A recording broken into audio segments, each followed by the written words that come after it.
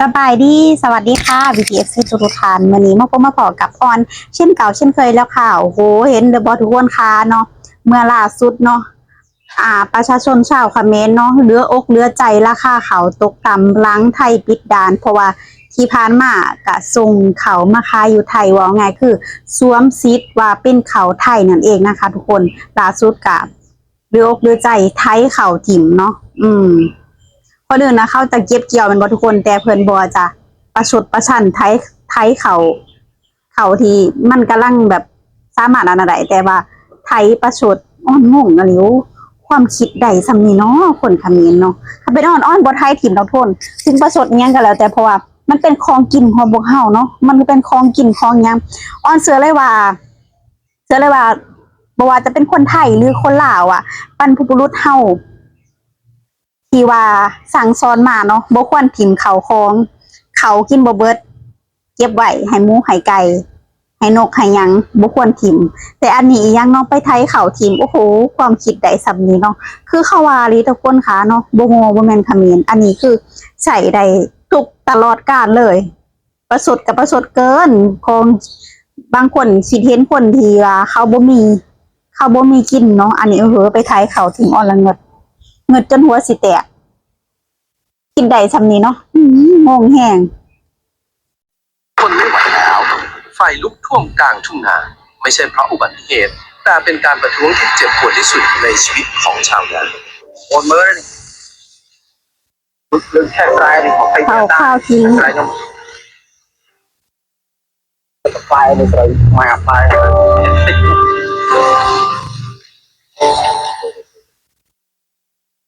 ราคาข้าวล่วงหนักจนเหลือแค่กิโลละ1 ถึง 2 บาท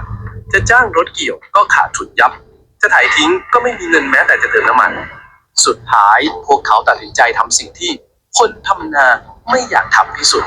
เผาข้าวทิ้งทั้งแปลงเพราะมันคือทางเลือกที่เสียหายน้อยที่สุดและเป็นเสียงตะโกนสุดท้ายที่พวกเขาจะส่งถึงรัฐบาลสาเหตุทั้งหมดมาจากการปิดด่านไทยเขมรทำให้ข้าวออกไม่ได้ราคาตกแต่ในประเทศเขมรประชาชนไม่มีสิทธิ์พูดอะไรมากใครออกมาเรียกร้องเสียงดังก็เสี่ยงถูกขุนเซนจับเข้าคุกชาวนาเลยทำได้แค่ประท้วงเชิงสัญลักษณ์เผาข้าวเพื่อแสดงความโกรธความสิ้นหวังและเพื่อบอกให้ทั้งประเทศรู้ว่าพวกเขาไม่ไหวแล้วจริงๆนี่ก็เกินไปเนาะทุกคนค่ะเผาเขาถิ่มไทยถิ่มเผาเขาถิ่มอ่อนบ่เคยเห็นคนชาติใดที่เฮ็ดน่ะตั้งแต่อ่อนเกิดมาอ่อนบ่เคยเห็นเนาะบ่เคยเห็นคนชนชาติใดที่เฮ็ดเพราะว่าเขามันคือการเลี้ยงชีพของเฮาเนาะแม่นบ่ล่ะทุกคนค่ะเนาะคืออ่อนแบบคือบอกง่ายคือเฮาย้ายมาเฮาถูกสอนว่าเขาของกินของอยากอีหยังบ่ควรเหยียบย่ำหรือว่าถ้าเป็นเขาเฮาก็บ่ควรเฮ็ดเพราะว่ามันบาปมันกรรมเนาะมันเป็นบาปเป็นเวรเป็นกรรมพ่อแม่สอนมาตลอดนะคันเป็นอ่อนเนาะกินคือกันกินบ่เบิดก็เก็บไว้ให้หมูให้ไก่แต่กินเขากันเวลาเฮ็ดซ้ำสิกินของอยากบ่เคยถูกสอนว่าให้ไปเทถิ่มให้ไปเผาถิ่มอันนี้ยังชาวไร่ชาวนาอันนี้ตัวเองเป็นชาวนาแต่แท้ยังไปเผาถิ่มจนมันสิได้เก็บเกี่ยวเลยถ้าบ่น้ำสามารถขายได้บ่ขายตอนนี้ก็เก็บไว้ขายตอนบ่ขายตอนนี้ก็เก็บไว้กินกันได้อันนี้มันคล้ายๆว่าจักสิสรรหาคำหยังมาเว้ากับเขาเลยนะทุกคนมันคิดได้สำนีบ่เนาะคนเฮามันคิดได้สำนีบ่ขนาดอนุบาลน่ะเด็กอนุบาลของคนไทยเขายังฉลาดนะเขายังฉลาดกว่าคนที่หลุนใหญ่เนาะแม่นอยู่ดอกว่าการประท้วงแต่ประท้วงก็บ่ควรจะไปประท้วงแบบนี้ประท้วงแบบอื่นช้าเนาะเพราะว่าเฮ็ดเพื่อสิได้เฮ็ดหน้าเพื่อเขามันสิใหญ่เนาะเพื่อมันสิโตเพื่อมันสิใหญ่เพื่อมันสิแบบมันเป็นใบมันเป็นมันเขาม่านเพื่อมันสิออกลูกเนาะเพื่อมันสิดอกเพื่อมันสิแบบ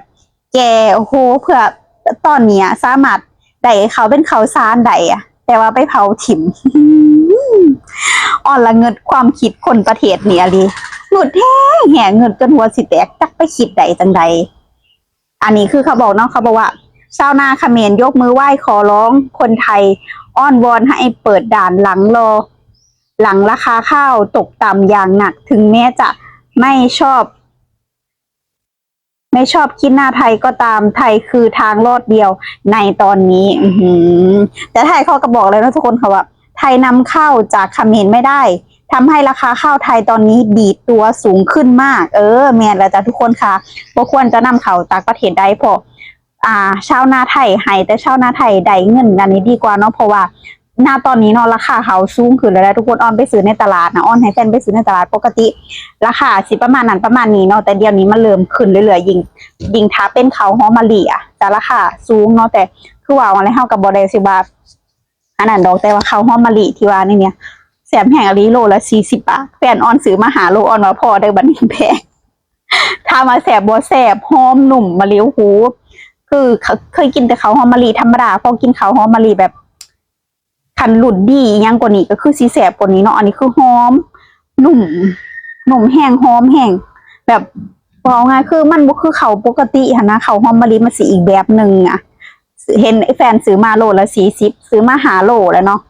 ซื้อมา5 โลเบิดไหวมันแสบนะทุกคนต่อไปก็เลยกินราคาเขาแพงได้บ่ไหวเงินบ่มีก็เลยติดซื้อราคาเขาอันนี้เนาะนี่แหละทุกคนค่ะเนาะสิ่งที่เฮ็ดให้คอมเมนต์หลายๆคนที่ว่าเขาเอิ้นว่าจังไดเขาเอิ้นว่าการที่เผาสิ่งของเผาของกินเผาของอยู่ของกินเผาของที่เลี้ยงชีพของเฮาเนาะมันเป็นบาปเป็นเวรจังไดคืออ่อนเห็นเลยเนาะเพราะว่าอ่อนเชื่อเลยว่าคนไทยคนลาวเนาะและก็คนไทยคนลาวคนพม่าอีหยังนี่นะเขาจะบ่ถิ่มของกินดอกเนาะเพราะว่าขึ้นชื่อเลยว่าถูกสอนมาดีว่าบ่ให้เผาบ่ให้เผาสิ่งของบ่ให้เผาของกินบ่ให้ถิ่มของกินบ่ให้ถิ่มสาสายกินบ่เบิดก็เอาไว้เนาะถึงว่าหรือว่าเฮากินบ่เบิดเฮาก็แบ่งกินแล้วแบบให้คนนั้นคนนี้ก็ได้อันนี้ไปเผาถิ่มไปไถถิ่มคันอ้อนเป็นข่าวอ้อนก็คือสิบ่เกิดมาให้เพิ่นนั้นจักเทื่ออ้อนเคยฟังนิทานเนาะนิทานเรื่องเขานี่แหละทุกคนค่ะอ้อนเคยฟังเลยเคยจำแบบเคยเว้าคล้ายๆว่าเขาเอิ้นว่าอีหยังสู่ควันเขาคือแต่ก่อนต้องมีการสู่ควันเขาก่อนขึ้นเหล่าเนาะแต่ก่อนน่ะมีสู่ควันเขาเพราะบัดนี้อาจจะแบบว่าแบบเขามันน้อยใจอิหยังประมาณนี้แม่ว่าก็เลยเป็นกลายเป็นเม็ดน้อยๆมันเป็นนิทานดอกทุกคนแม่เล่าให้ฟังได้มันม่วนแฮงได้ตอนยังน้อยแต่ว่าจำบ่ค่อยได้แล้วทุกคนค่ะเดี๋ยวมื้อสิถามเพิ่นใหม่เดี๋ยวสิให้เพิ่นเล่าให้ฟังอยู่ในเถียงนาเดี๋ยวจะอัดวิดีโอให้ PFC ได้ฟังเนาะอันเกี่ยวกับเขาเนาะนิทานนี้บัว PFC เคยฟังบ่เดี๋ยวจะอ่อนจะลองอัดมาให้ PFC ได้ฟังมาเบิ่งเนาะทุกคนนี่แหละเนาะการที่ว่าเฮาอยู่ในบนโลกนี้เฮาก็ต้องมีข้าวมีแป้งมีอีหยังที่เลี้ยงชีพของเฮาสิ่งที่มันเลี้ยงชีพเฮาก็บ่ควรไปทำลายมันแม่นบ่ทุกคนค่ะเนาะเฮาบ่ควรไปทำลายเฮาบ่ควรไปเฮ็ดหยังเลยสิ่งที่มันเลี้ยงชีพของเฮาให้เติบโตมาณปัจจุบันนี้คันเจ้าสิไปโกรธแค้นก็ไปเฮ็ดอย่างอื่นดีกว่าอย่าสิไปเฮ็ดของอยู่ของกินเถาะมันบาปมันเวรเนาะแต่เว้ากับคนประเทศนี้มันคือสิยากทุกคนค่ะเนาะเขาคือสิบ่เชื่อเรื่องบาปเรื่องเวรเนาะเพราะเขาคิดว่าเขาถูกเสมอไปนั่นเองนะคะเนาะเขาถูกเสมอไปเนาะแล้วล่าสุด PPFC มีความคิดเห็นจังไดกันแน่กับคนประเภทนี้คนจำเพจนี้ที่ว่าเผาสิ่งของเผาของอยู่ของกินเนาะมีความคิดจังใดแน่สำหรับอ้อนคิดว่าเด็กอนุบาลเขายังเด็กอนุบาลของไทยเขายังฉลาดกว่าคนประเทศนี้นะเพราะว่าเขาถูกสอนมาดีนะเด็กอนุบาล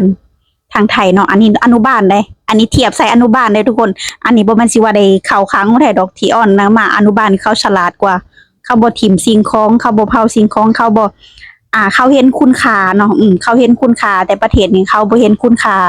เขาแบบน้อยอกน้อยใจก็เฮ็ดประชด